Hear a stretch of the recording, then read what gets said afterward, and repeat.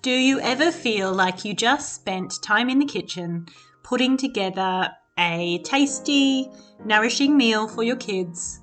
You ticked off that job off your list, you got it done. Maybe you've even cleaned the kitchen or somebody's done it. They should really be doing it after you cook, let's face it. And then your kids tell you they are hungry. Yeah, I know, it can get the most zen parents' blood pressure just a little high to hear that right after you feel you have just finished feeding them, right? Well, why don't we spend some time today and we will stock our cupboard and stock our fridge and our freezer with some really tasty, simple and nutritious snacks. Easy to make. We can put these together. We can knock these out in a couple of hours, start to finish. You know, we can have the kitchen clean. We'll have it all done. Or actually, our cleanup crew can come through after us. But it is a good feeling to have these in the cupboard and knowing that it is food that will actually keep them full. Hi, if you're new here, my name is Megan and this is Valley View Living, my channel where I share all kinds of homemaking, homesteading and all things around the home. I'm a mum to 6 young kids and we are learning to farm out here in the country on 10 acres in New South Wales, Australia. So I've gone with 4 simple but tasty recipes today, and these are things that I can put away. The kids won't gorge on it and eat it all at once. If I'm making something super tasty like chocolate chip biscuits or some kind of chocolate brownie or something, yeah, that's yummy and it's decadent, it's delicious. But it won't really serve as a snack ongoing because it will be eaten, demolished straight away, and I'll be back to ground zero. Ground zero? Step 1? Square 1? One of those things. That's where I'll be back to because they will be hungry again in no time. So we're going to up the protein in these recipes, and today we're going to make almond flour crackers first up. These are cheese and almond flour and so simple. These are really easy to double, quadruple, make as many as you need, and then you can store them. Being a cracker, they can be stored in a glass jar, a glass container at room temperature for, I would say safely for a week or 2 if they last that long in your home, which I'm sure that they won't because they are super tasty. The ratios are simple. It is 2.5 cups of almond meal or almond flour. Same thing here in Australia. To 2 eggs, 1 cup of freshly grated cheese. It does work better if you grate your cheese fresh instead of using pre-grated cheese in this case. And 2 eggs, 3 tablespoons of oil. If you don't mind the taste of olive oil, go ahead and use 3 tablespoons of olive oil. If you want something a bit more neutral tasting, you might want to use an avocado oil that's been refined, or maybe even a macadamia seed oil. That would be nice, really nice actually. Then we just want to season it with a bit of salt. Even some pepper would be good in these, but because I'm making them with kids in mind, I'm just going to go with the salt and cheese flavors and a little pinch of bicarb soda. All we have to do is bring that dough together, and it's pretty easy to do. It's got a nice texture, this dough. Now I'm going to roll it out between 2 sheets of baking paper, which I am trying to use less of, but in case of recipes like this, it really is essential, or at least makes it so much easier. So this is actually a double recipe in the ratios that I have given it to you, and this will make 2 baking trays full. Now for me, you can see I do have a large tray, but also I probably haven't rolled this out as thin as I could have. These made a bit of a thicker, fluffier, cracker, savory, tiny little biscuit kind of thing, I guess. Next time I make this recipe, I will be rolling it out thinner to get that real sort of cheese cracker flavor because it was yummy. It was really yummy.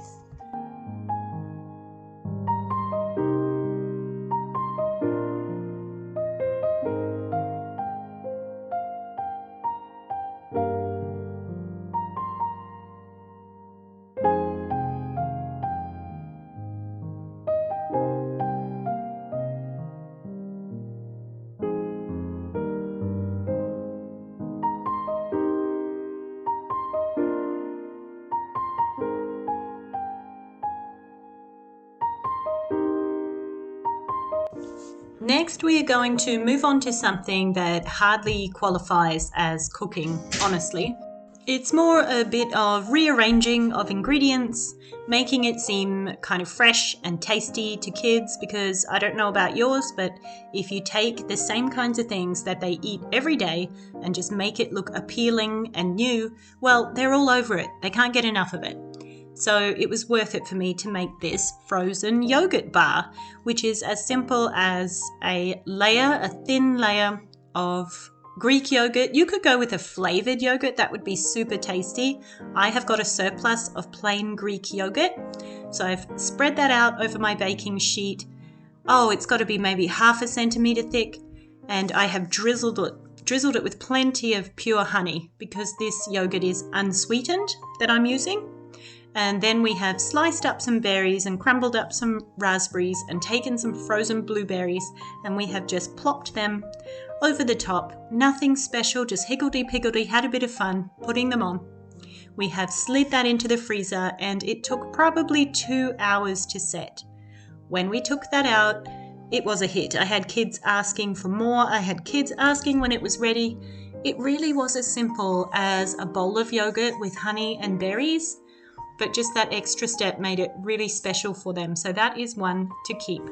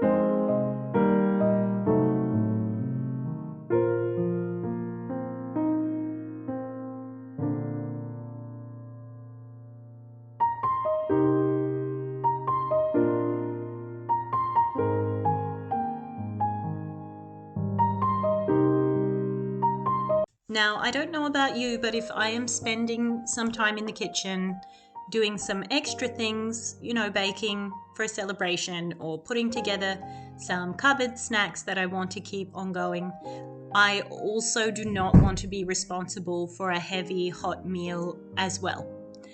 I will just burn out if I'm doing too much kitchen work in one day. So I went ahead and made the most simple main meal today that I can in our home, using some of these yummy almond crackers. And of course, I also put out some just of the rice crackers I keep in the pantry for backup. And that's just for any of my fussy kids or whoever prefers to have them instead of the almond crackers. And being not too far from shopping day, thankfully I had a bunch of fresh things I could just slice up, dice up, and offer as, I guess, a charcuterie lunch. This is something that when I have made it, and often I will use it on a weekend, I don't know, I just don't feel as inspired to get into the kitchen and cook by the time that I've reached the weekend. When I put this all together, I just think it's so worthwhile to keep these ingredients in the fridge and in the pantry ongoing. Everybody is satiated after this lunch. It is filling, it is tasty, it is yummy, and it also feels just that little bit informal, relaxed, and it gives everybody a break. Easy to prepare, easy to tidy up after, and easy to eat, that's for sure. It's been so easy managing these piglets and Mama Pig. She is so low maintenance. They really are one of the easiest animals to care for I have found. They are so hardy, so easygoing. They just don't need much from us. They need obviously fresh water. They do really well in this paddock, which is just fenced in a standard way. I think it's got dog fencing on it, and they don't need a hot wire. These pair of pigs are perfectly well behaved. They just kind of take care of themselves most of the time. Of course, we give them good scraps. They have all the leftovers that we don't finish. They have all these scraps, everything from the kitchen scraps. And there's a lot of those in this house. But these little piglets have not needed a thing from humans. They just need us to keep supporting Mum, and they are happy, happy, happy. So you can see there were just 3 there. The other 3 were running around by themselves. They're just like miniature adults in tiny, tiny form. It's interesting to see them growing so differently. I can already see that probably 50% of the piglets, so 3 of them are quite large and 3 of them are quite small, and the difference is really noticeable. It may be that the 3 largest are males. We did find that in our last litter of piglets that the boys were definitely pushier and got more of the food, although the girls were just as strong and healthy, just grew a little slower.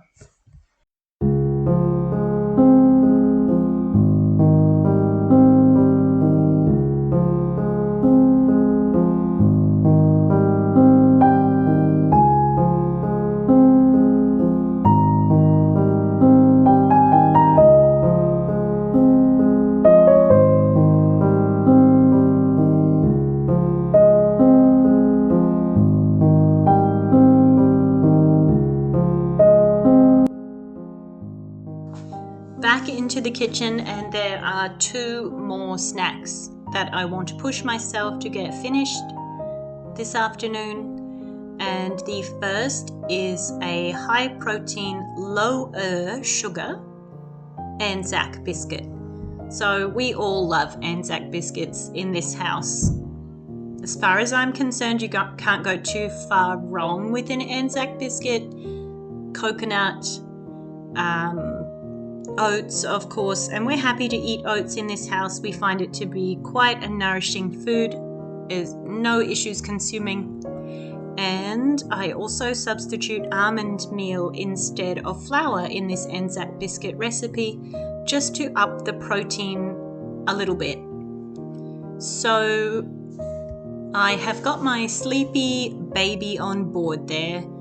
Generally, during her nap, I will take that time to put my feet up as well. That is my time to rest during the day, and all the kids know that. They might watch a movie, they might entertain themselves and each other. They might still be doing schoolwork or something, playing outside. But they know that when the baby is asleep, that's when Mum is resting. But on these days when I have a project going on, something that I want to complete, I will often just pop her in the carrier. It is not an everyday thing. It is tiring to carry your baby while they sleep rather than have the rest that we also need as mothers. But I just find it hard to stop in the middle of something like this. I just wanted to smash it out and get it done and have this food done. And so in she went. She went into the carrier and she was happy to fall asleep then. And at least then I could get on with the cooking more peacefully, because everybody knows that a tired baby is a grumpy baby. So I also find the ratio for Anzacs quite simple. I use 1 cup of shredded coconut, 1 cup of oats, and 1 cup of the flour of choice, which in these Anzacs was almond meal. Then it's about 150 grams of melted butter, maybe half a cup of honey, and also in that dry mixture I did put in some coconut sugar as well. I'm thinking I used about 3/4 cup. It could have been a bit less.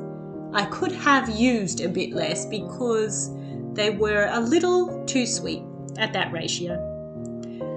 And of course, once you've melted your butter and your honey together, you're going to pop some baking soda in there, maybe half a teaspoon, and I love the way that it puffs up. I would love to experiment with making honeycomb. I think that is the step of making your own honeycomb, isn't it? You know, like the honeycomb confectionery that you can make. So I would love to try that because the mixture is delicious. So turning that into like a sweet at home would be pretty fun. You could dry it. Do you bake honeycomb? I'm not sure. And then you could dip it in chocolate. Oh, that would be so good. Anyway, for another day. Today we are rolling out these Anzac biscuits together, and I'm just going to get them in the oven and get them baking as well so that we can have them on a different day during the week. It is school holidays here, so We don't have as rush a schedule as we do during the school term. That means all our activities are off. We are not meeting our homeschool group. We are not doing music lessons or whatever else kind of thing happens during the term. So it is a time of rest for homeschoolers as well. Now, I do try to do some kind of activities to keep them busy. It can actually be tempting, especially on a farm, to do school year round, because that way you have more time in the everyday to spend just outside, learning about farm life or being outside or having all those outdoors experiences and keeping the book work low, but keeping it going throughout the year. But I do find that we all do well with just a week here and there of no expectations. I think every human needs that. So while I've got things baking in the oven, I'm going to take my 2 very littles out to feed the cows with me. And they love this chore. And I love seeing such young kids love it. Okay, I'm saying love too much. I am. But I really do enjoy just standing back and watching them feel confident around these big animals, because cows can be imposing. They are large and they are heavy. But Cream there, she is just a sweetheart and a darling. She is like a pet puppy dog. Back in the kitchen again, and we're going to get these Anzac biscuits out. And look what I've done. I've put in too much butter and the biscuits have totally spread and flattened out. So that just meant that my mixture was too wet. I didn't add in enough flour to butter ratio, and so they spread too much, which is totally fine. I just called it an Anzac slice and I cut it into big chunks and the kids went crazy over it. So there you go, a happy kitchen accident. No problems whatsoever. It all gets eaten. And the last thing I'm going to make today to pop, I'm probably actually just going to leave this on the bench. It's totally I think it's bench stable. I don't see why not. It would last longer in the fridge if you wanted to, but these are just so simple protein balls for kids. I have a couple of young children who really love these. They are as simple as, let me check the ratios here. Yes, 2 cups of rolled oats, half a cup of runny peanut butter. So I think the smooth works better in this instance. A splash of vanilla, some salt, some cinnamon for flavor. You can use whatever flavors you like though, or your kids like. Some choc chips in this would be amazing to take it more over to the treat territory. But for me to make this like an everyday, I can hand this out anytime. I can do it at breakfast time, lunch, dinner, after dinner, before bed. That's why I'm not going to add any chocolate or much sweetener, because I want it to be more on the filling protein side. So I'm sorry, I got distracted and forgot to tell you the sweetener. I just added about 2/3 a cup of maple syrup to these. You can also use honey, that works perfectly. It's nice and sticky and they are so easy. Little peanut butter oat bites that fill little tummies and big tummies, if you like that kind of thing. And they just keep people going until the next meal. They're basically a little meal in themselves, really.